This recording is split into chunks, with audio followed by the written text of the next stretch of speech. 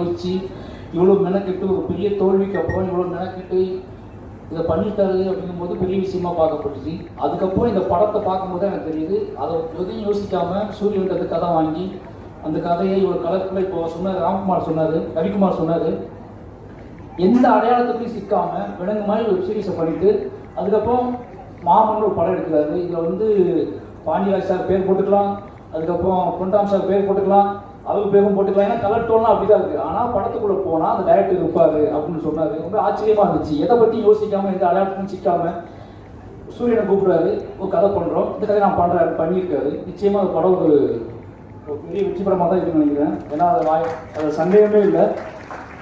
ஏன்னா ஒரு வெற்றி படத்துக்கு யாரெல்லாம் தேவையோ அவங்க எல்லாருமே இந்த படத்தில் இருக்காங்க.